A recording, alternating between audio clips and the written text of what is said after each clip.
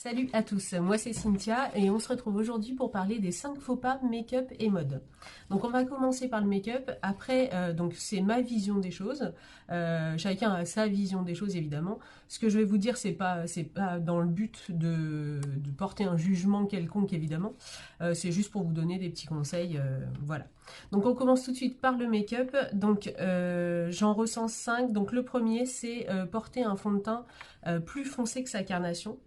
C'est une erreur qui est très souvent commise et c'est dans le but de donner bonne mine, ce que je peux comprendre, mais en fait c'est pas de cette façon-là qu'il faut procéder parce que c'est voyant et c'est pas comment dire, c'est pas joli sur le teint. Donc je vous montre moi comment je fais. Donc j'utilise un fond de teint qui est exactement de ma carnation, la carnation de ma peau, exactement. Et ensuite, je vais réchauffer, ce qui est le but effectivement de la plupart des gens qui utilisent un fond de teint plus foncé. Je vais réchauffer mon teint, donner bonne mine, avec un bronzer. Voilà, donc là j'ai le bronzer Give Me Sun de chez MAC, et je procède comme ça, c'est-à-dire que je passe le bronzer là au niveau du front, un peu sur les tempes, hop, ici. Alors il ne faut pas descendre trop bas, hein. Vraiment là vous faites un espèce de trait en dessous de la pommette, que vous estompez, parce qu'il ne faut pas que ce soit trop marqué comme un trait. Et ensuite, on sculpte le visage ici. Vous voyez, en fait, vous créez une ombre pour sculpter le visage. Donc là, on peut corriger le double menton. Ici. Voilà. Voilà. Et après, on peut même sculpter le nez, mais c'est pas le but de cette vidéo. Je vous le montre vite fait. Hop. Et un petit coup sous la lèvre. Voilà. Et là, ça donne bonne mine, puisque c'est un bronzer, mais ça ne donne pas le teint orange. Voilà. Donc il faut jouer avec le bronzer plutôt que de prendre un fond de teint plus foncé que sa carnation. En deuxième faux pas, épaissir sa lèvre avec le crayon à lèvres à outrance. Donc c'est voyant généralement et c'est pas subtil, ça se voit de près. De loin ça peut être joli en photo, mais de près c'est trop voyant et je vous le conseille pas. Donc ce que vous faites, vous prenez votre crayon habituel à lèvres et vous allez vous coller à votre ligne naturelle, à l'extérieur de votre ligne naturelle, mais vous restez collé à la ligne. Vous voyez, donc ça épaissit quand même, mais ça reste naturel puisque vous êtes collé à votre ligne naturelle. Je vous conseille généralement, à part vraiment déséquilibre voyant, je vous conseille de rester sur votre ligne naturelle puisqu'elle est faite comme ça parce que généralement elle est bien adaptée à votre visage. En troisième faux pas, l'highlighter subtil s'il vous plaît. Alors le but n'est pas de ressembler à une boule à facettes. Donc prenez déjà une teinte d'highlighter qui vous convient, c'est-à-dire que si vous êtes très clair de peau, prenez plutôt un champagne rosé, ça dépend de votre teinte. Si vous êtes médium à mat, prenez plutôt un doré. Et si vous avez la peau noire, vous pouvez prendre alors soit un doré comme ça, soit aller plus vers des marrons chauds, marrons glacés. Voilà. Donc je vous montre, l'highlighter c'est subtil, vous voyez j'ai juste tapoté un peu dans mon highlighter. Je viens le poser là, au-dessus des pommettes. Voilà, le but est de donner un peu de lumière à votre visage, mais pas de briller de mille feux parce que c'est voyant. Donc j'en mets toujours au-dessus de la lèvre, ça épaissit la lèvre, sur l'arc de Cupidon, là un petit peu sur le nez, ici, et après on peut en rajouter même un petit peu ici, voilà, ou même sous le sourcil. Mais vraiment on s'arrête là, on va pas plus loin, et surtout on n'en met pas 3 tonnes parce que c'est pas, encore une fois c'est pas joli, le but est de donner un point de lumière, mais pas que ça se voit, que ça brille de mille feux. Et attention, regardez-vous au soleil avant de sortir, parce que l'highlighter, lui, au soleil, est mollo pour les peaux grasses, hein, parce que ça donne un aspect plus glowy, et c'est pas le but recherché pour les peaux grasses. En cinquième et dernier point, faux pas make-up, l'eyeliner non étiré. Donc l'eyeliner, vous le posez effectivement là le long des cils. Si vous faites un trait assez épais, il faut de toute façon l'étirer. C'est-à-dire que vous partez de votre coin externe de l'œil et vous faites un trait imaginaire vous faites un vrai trait, pardon, mais vous imaginez aller rejoindre la queue du sourcil. Vous voyez ? Donc c'est comme ça, c'est comme ça que vous faites le trait et ensuite vous rejoignez avec le reste. Moi je commence toujours au milieu de l'œil non, pardon, je commence toujours ici au coin externe, je fais mon trait là comme pour rejoindre mon sourcil, et ensuite du milieu de l'œil, je trace un trait droit et hop, je rejoins la pointe. Et après, je remplis le petit triangle qui n'est pas colorié. Et ensuite, après, je fais le reste.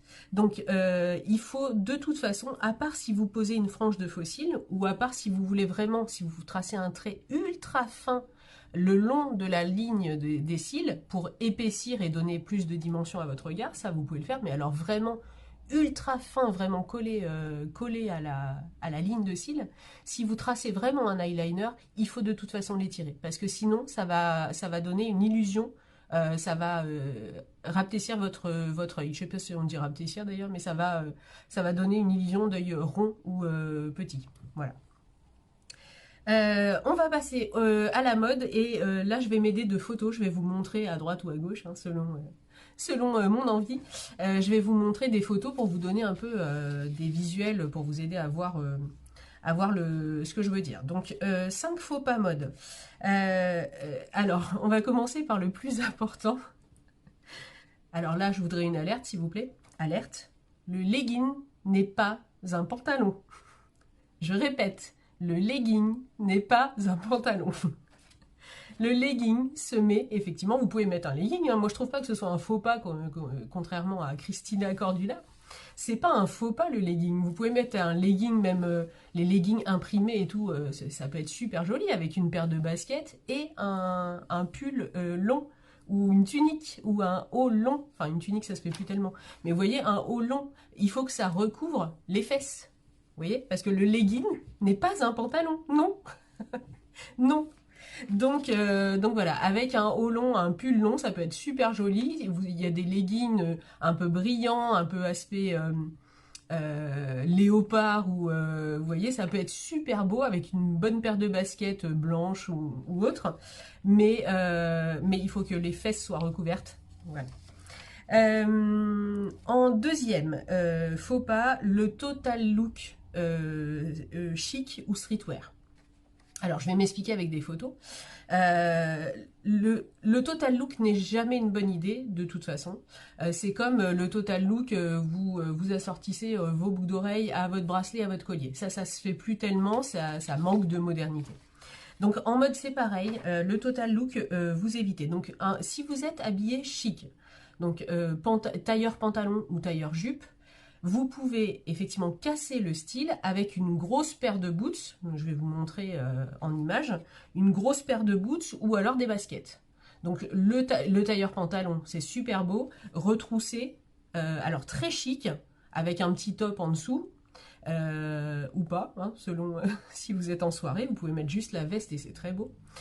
Donc la veste de tailleur, le pantalon un petit peu retroussé, une paire de baskets, et là c'est top. Ou alors le tailleur jupe, donc très classe tailleur jupe classique, et là vous l'accessoirisez avec une grosse paire de boots qui va moderniser le tout.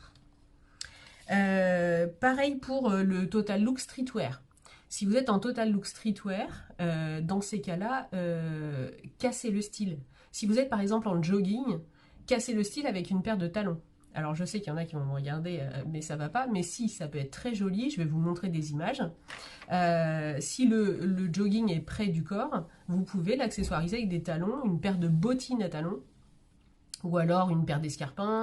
Si vous avez un bas de jogging favori qui est assez large, dans ces cas-là, si votre silhouette le permet, vous pouvez le porter avec un croc top, donc un haut court et près du corps. Voilà.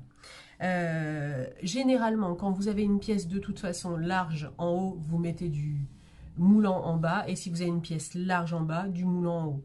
Alors pas trop moulant parce que ça c'est jamais très classe.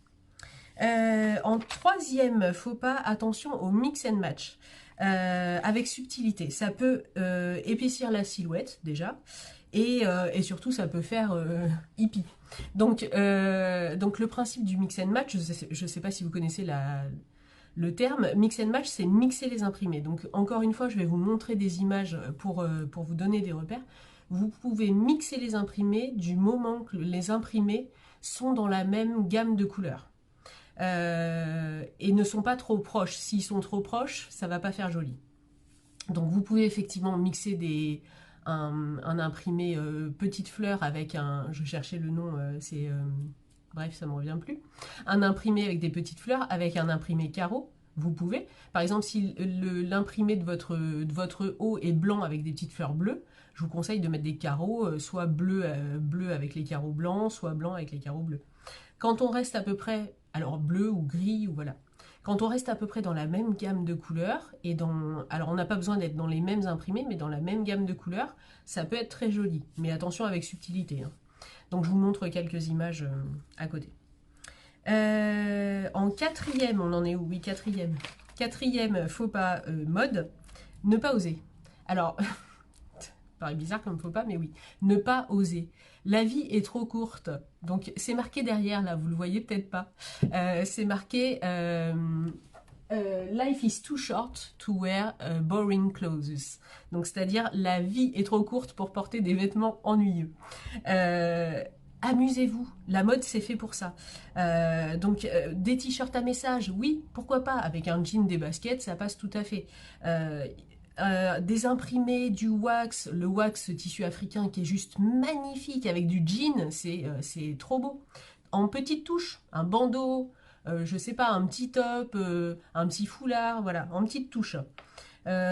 Vous pouvez même oser le héros de dessin animé sur le t-shirt, hein, ça c'est ok.